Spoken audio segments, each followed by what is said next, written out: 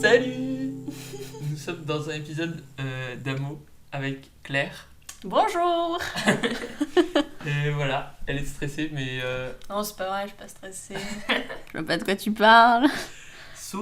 Amo, c'est un podcast sur l'amour. Voilà, Mhm. beaucoup d'originalité dans le titre, tout ça. Ouais. Et du coup, la première question, ce serait sur une échelle de 1 à 10. Mhm. 1 étant un cyprès dans la diagonale du vide et 10 étant l'extase amoureuse perpétuelle,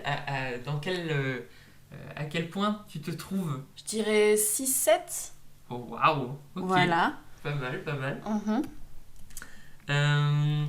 Alors, I know you, but I don't know all your background. Ok. Donc, let's do un petit historique de ta vie sentimentale, si tu le veux bien. Combien, quand? Alors, beaucoup d'amour à sens unique. Ah, yes. Voilà. Mais parce que... On connaît TKT. ouais, difficulté d'exprimer Ouais, son attirance pour quelqu'un. ok. Mon background... Bah, je pense que, ouais, jusqu'à présent, ça a toujours été des crushs C'est vrai? qu'on T'as regarde du coin de l'œil. T'as jamais eu de relation? Non, jamais. D'accord. Donc Et, là, c'est ton first love, quoi. Ouais, c'est mon first love. Ah, wow. Waouh. Et puis voilà. Donc ça me procurait du plaisir jusqu'à présent. Puis après, c'est devenu un peu pénible quand même de regarder des gens du coin de l'œil. Ouais. Mm. Bah, en fait, ouais. Donc, t'as eu que des amours non réciproques où t'as jamais dit à la personne, Ouais, c'est ça. voilà. T'attends que le sentiment s'estompe et ouais. Ouais, c'est... c'est ça. Non, en fait, le problème, c'est qu'au début, c'est merveilleux quand Ouais. tu aimes quelqu'un, sans que la personne le sache. Mais petit à petit, c'est comme si le sentiment macérait, tu vois. Ouais, je vois. Ouais. Genre ça macère et ça tourne au vinaigre, donc, et ça devient généralement insupportable après. Yep. Donc I see. je ne recommande pas, Ouais, Mais, tu peux recommander sur le guide de l'amour. mais après vous faites ce que vous voulez. Les Oui, enfants. voilà. Ça peut être Voilà, un bon moyen d'écrire des poèmes, des poèmes. ou juste si ça vous correspond, c'est bien. Exactement. Comment tu sais quand t'es amoureuse? Généralement c'est par les pensées. Ouais. C'est-à-dire quand il y a une pensée ou un fil directeur de ma pensée qui est quand même très orienté vers Ouais. l'être aimé. Voilà. Et puis en présence de l'être aimé, je pense que ça se manifeste. Bon, bah, les signes très Ouais. plutôt communs, une petite nervosité, et puis généralement c'est un très grand intérêt pour la personne. Ok, C'est-à-dire d'accord. que Ouais. j'enregistre absolument tout ce qu'elle me dit. Voilà. Et après, moi, je parle de moi, mais moi, je me pose beaucoup la question. Je fais tout un débat en moi-même en mode est-ce que je suis amoureux, est-ce que je suis pas amoureux? Est-ce que toi, t'as ce genre de truc ou c'est assez évident, c'est assez obvious? Bah en fait, je n'éprouve pas le besoin de déterminer si je suis amoureuse ou pas. D'accord. C'est-à-dire que je considère que l'amour, s'il n'est pas exprimé, c'est pas de l'amour. Ouais, C'est un peu étrange, je sais, mais du fait que je l'ai pas exprimé, c'est comme si ça existait pas. oui. C'est un peu tragique, je sais, mais... Bah, en fait, ouais, ça regarde que toi, en fait, c'est ça? Ouais. Genre, voilà, c'est une affaire entre toi et toi-même Mhm. et ça sert à rien d'être fixé à partir du moment où tu veux pas forcément le dire à la personne, Ouais, c'est où ça. tu te sens pas de le dire forcément. Mm. Et du coup, voilà, ce qui importe, c'est le sentiment de joie que la personne t'apporte. Après, c'est vrai que c'est difficile de déterminer si c'est juste de l'attraction pour la Ouais, personne, une ok. attraction physique, Ouais. ou alors si c'est vraiment de l'amour. Et pour le moment, j'arrive pas encore à faire la distinction entre les deux, tu Ouais. vois, c'est quelque C'est chose un de... peu un tout, quoi. Ouais, Ok. c'est ça. Et donc, là, t'es en couple, donc le cheminement, il a été différent. Ouais. Donc là, t'as dû être à peu près sûr, enfin, un peu plus sûr de tes sentiments. Ouais, c'est ça. Ou... Bah, en fait, ce qui a changé, c'est vraiment le sentiment de sécurité. D'accord. C'est-à-dire que pour la première fois, j'ai eu la sensation que je pouvais dire librement ce que je ressentais, Ouais. sans peur, je dirais, sans appréhension, du fait que je sentais qu'il y avait une écoute mutuelle et un intérêt mutuel. Ouais. Voilà, donc c'est vraiment le sentiment de sécurité qui D'accord. m'a poussée à passer plus. à l'action. Ouais, c'est ça, exactement. À partir de quel moment tu te dis, ok, là, j'en ai marre de toujours garder mes sentiments pour moi, on y va, on fonce. Avant Mac, je crois que j'ai jamais eu le déclic.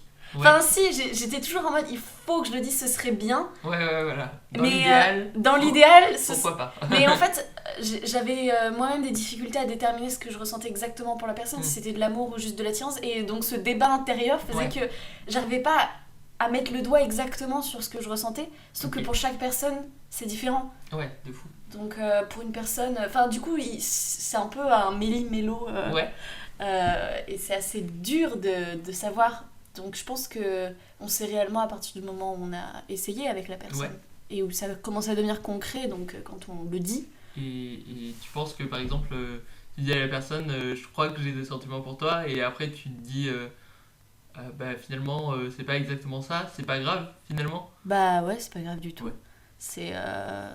Au contraire, je pense qu'il y a tout à gagner à être honnête, justement, et à avoir parcouru le chemin. C'est-à-dire que si jusqu'à présent, t'étais dans le doute, bah il vaut mieux l'exprimer Oui, et de faire fou, en de sorte fou. de savoir jusqu'à où ça va.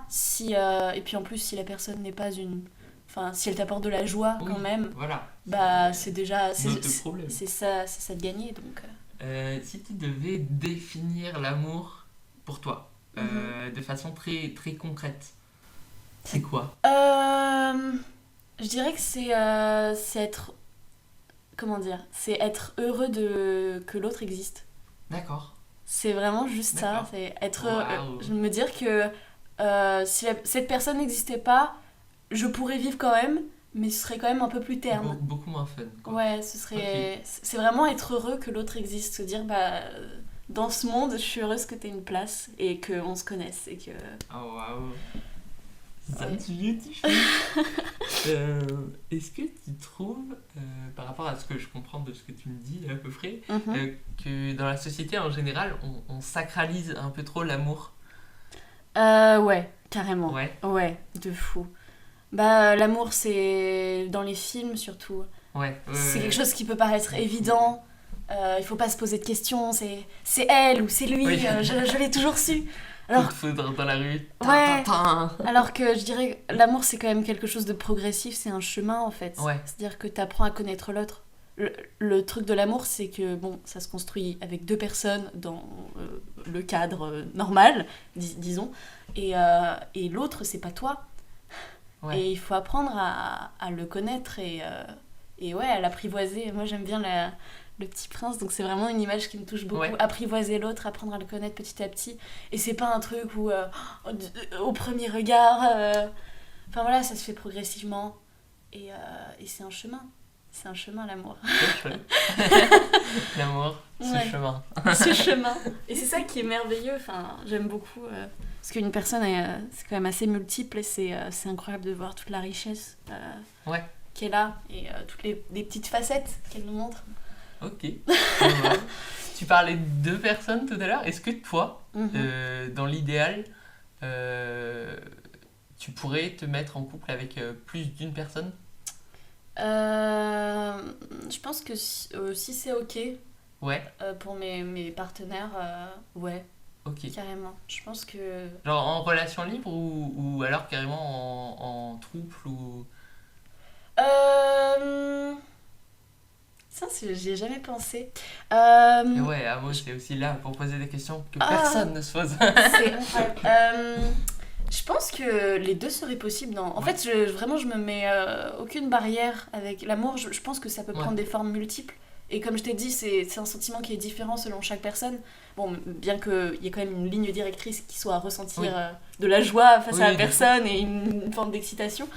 Mais je pense que s'il y a le sentiment de sécurité Ouais. dans une relation en trouble ou alors dans une relation polyamoureuse, c'est ça? Ouais.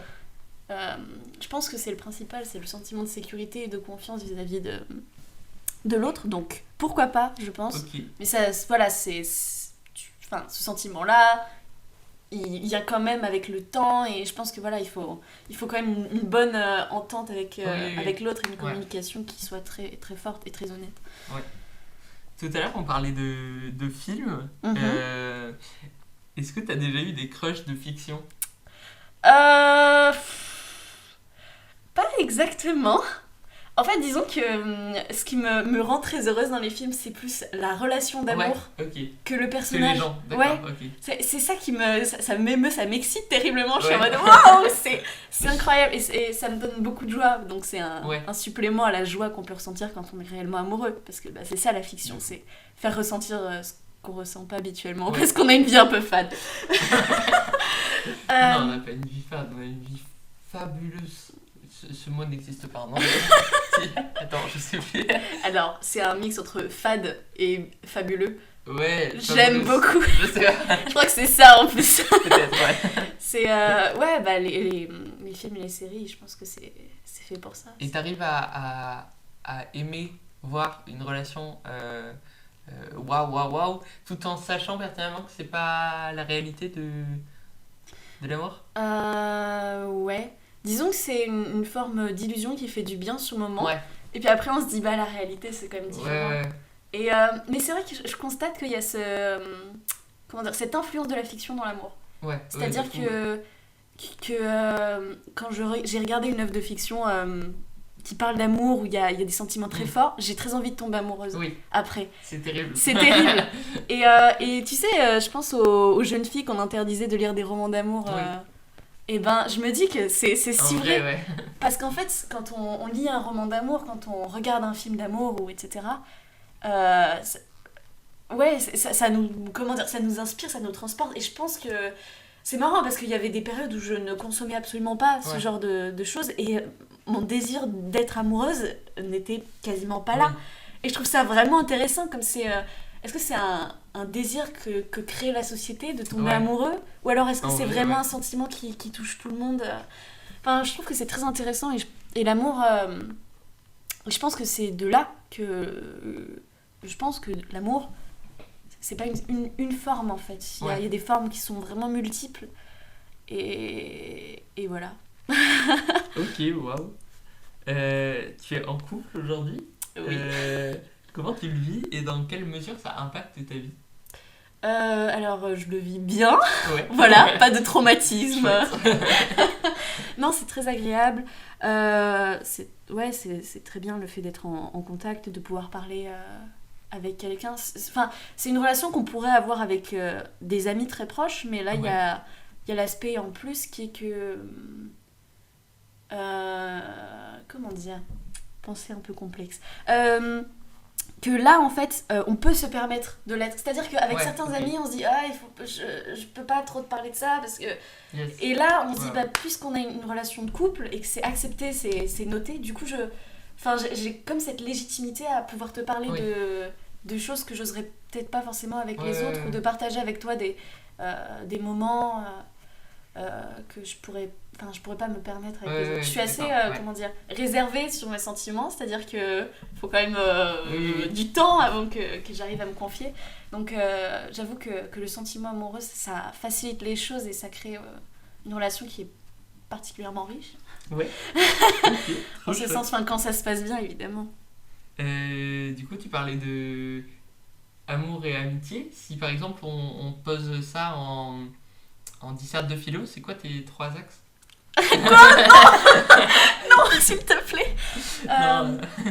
Je dirais que l'amour et l'amitié, c'est quand même très similaire. Ouais. D'ailleurs, Max, t'as un ami avant de devenir... Absolument, c'était un ami.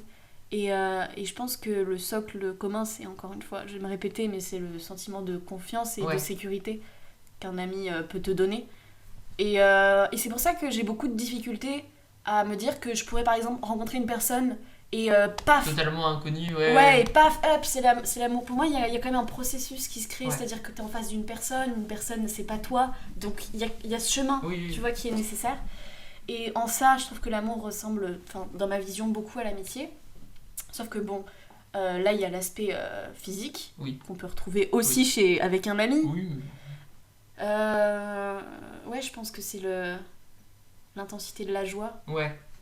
C'est l'intensité de la joie qu'on ressent avec l'autre. Et le fait que quand même, avec l'être aimé, Je sais pas, c'est comme si... comment dire, les choses devenaient plus intenses, avaient plus de sens. Ouais, il y a une notion de... un petit peu d'exclusivité aussi avec la personne. En mode, tu vas voir elle, et enfin, elle a une place dans ton cœur qui est un peu gardée ou... Ouais. Après, je t'avoue que je suis pas encore très... enfin, j'arrive pas trop à comprendre l'exclusivité. Qu'est-ce que ça veut dire? Est-ce que ça veut dire ne pas aller coucher avec d'autres personnes, ne pas tomber amoureuse d'autres personnes? Bah après, c'est des visions qui sont... Ouais. Voilà. Bah, je suis pas extrêmement possessive, mais... Oui. Mais, mais c'est vrai qu'il y a quand même... Enfin, on va pas se mentir, il y a quand même ce truc...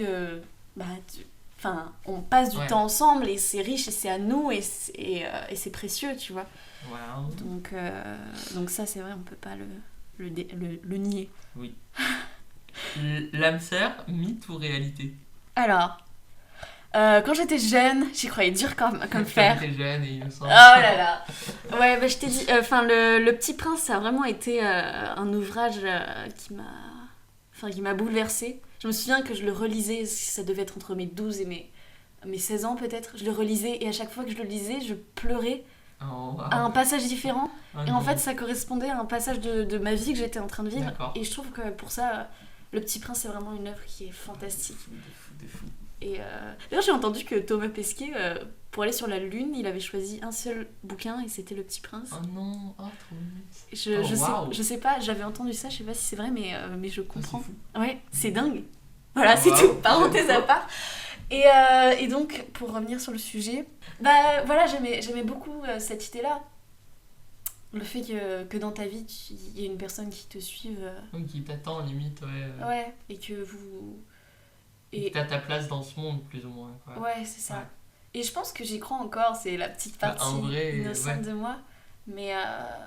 Mais je pense sincèrement que sous plusieurs formes, l'âme sœur peut exister. Enfin, oui, voilà. C'est-à-dire, c'est pas quelque chose qui est enfin, dans mon esprit, c'est pas quelque chose qui est continu, l'âme sœur. C'est-à-dire que ça peut être une personne que tu rencontres à un moment donné, avec laquelle tu t'éloignes, puis tu la retrouves, t'es plus éloigné, puis tu la retrouves, et puis voilà, c'est un truc qui se ponctue, je pense. C'est pas forcément linéaire.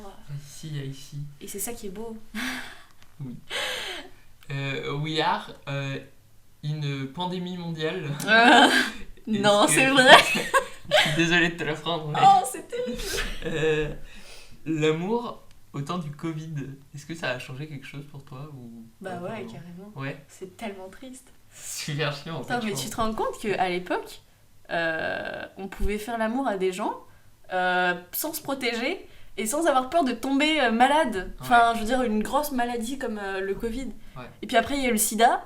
Et puis après, il y a eu le Covid. Non, mais je veux dire, en termes de relations amoureuses, il y a quand même une dégression, tu vois. une dégression, je sais pas comment dire. Je sais pas du tout. Okay. Mais ouais, c'est vraiment chiant. Et puis, bah, là, on est en période de couvre-feu à 18h. Et en fait, je pense que autant si je faisais rien de mes journées, mais qu'il y avait donc la pandémie mondiale, et donc le couvre-feu, tout ça, ce serait pas grave. Mais là, je suis aussi en prépa. Ouais. Donc c'est-à-dire que on est confiné dans le... on est confiné dans le travail, donc c'est vrai que c'est assez difficile d'insérer l'amour dedans. Et moi, je sais que j'en souffre un petit peu. Je pense que ma relation... serait beaucoup plus épanouie. Ouais, je pense que après, impossible de savoir dans quelle mesure. Oui. Parce que forcément... on vit cette vie actuellement, présentement, donc je peux pas savoir ce qui serait passé dans une autre situation. Mais c'est vrai que c'est très difficile. Et d'ailleurs, je me surprends en rigolant, je me dis, putain, j'ai quand même réussi à pécho en temps de pandémie mondiale et en prépa. Moi j'ai pécho pendant un confinement. Alors... Ah, mais quel beau gosse. Ça parle pas à bonheur. Mais voilà, je pense que tout peut arriver. Oui. Et que l'amour, elle prend la forme... L'amour surpasse le virus. Ouais, non, je pense plutôt qu'elle s'adapte, tu vois. C'est un truc un peu fluctuant, on sait pas trop où ça va. Ça se cale dans les interstices des événements. D'accord, je suis très d'accord. L'amour pour toi, c'est où physiquement? Tu le ressens où? Je sais... Comment dire? Bah, y a pas vraiment de localisation, je pense. Dans tout le corps? Dans tout le corps, sur la peau... dans la voix, je pense aussi. Oh, waouh, oui. Quand la voix tressaute. Ouais, ici. Ouais. Non, pour moi, c'est localisé de partout. Oh, waouh. C'est beau. Ta vision de l'amour, elle a évolué depuis que t'es née? Bah forcément avec, comment dire, quand on est bercé par des œuvres de fiction depuis qu'on est gamin, ouais.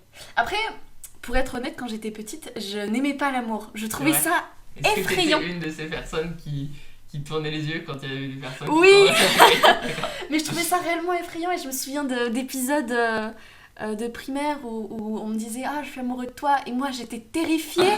Je me disais « Mais c'est pas possible, c'est une maladie, c'est quoi ? Qu'est-ce qui va se passer ?» J'avais vraiment très très peur de l'amour parce que pour moi ça me paraissait être un truc vraiment grave, tu vois. Ouais. Genre une maladie ou... Ouais. Et puis, ouais, donc après j'ai grandi. Et puis je me suis dit, oh. Enfin, je me suis pas posé de questions par rapport à l'amour plus que ça. Je sais que j'aimais ce que ça me procurait comme sentiment. Mais que, en dehors de ça, bon, je tomberai amoureuse quand je tomberai amoureuse, tu vois. Mais c'était pas, comment dire, ouais, j'ai pas eu d'évolution drastique. Ici. Je te propose de faire de la bibliomancie. Ouh, ok. Ok, alors en fait, tu vas aller dans ma bibliothèque, tu vas prendre un livre, tu vas ouvrir à la page 36. Ok. Et la première phrase, ce sera le résumé de ta vie sentimentale pour les années à venir. C'est un peu tragique quand même, t'imagines si c'est pas une... Écoute, on va voir. Ok, ce sera... ok, très bien. Franchement, je sais pas où tu en es, mais j'y crois. Elle prend le livre... Quel livre prend-elle? Faut y aller à l'instinct. Ouh là là. Bah là, il y a Amour en fuite. Bah vas-y. C'est vrai. Après, c'est Amour en fuite, hein. Fais gaffe. Ouais. Oh. Allez, vas-y, on y va. Ok, c'est La vie devant soi de Romain Gary. Ok, tu prends la page 36. Alors. 36. Non. Hop. Tac. Et la première ligne? La première ligne. Ou la première phrase que tu vois. Ok. Une nuit, j'ai entendu qu'elle gueulait dans son rêve. Ok. Ça m'a réveillée et j'ai vu qu'elle se levait. Ok. Je pense que c'est un bon... Ah. Ben, je sais pas, tu t'es réveillé de tes rêves et tes rêves deviennent réalité, quoi. Je sais pas. Ouais, ça me convient. Je sais pas. Ouais. C'est pas trop tragique, quoi.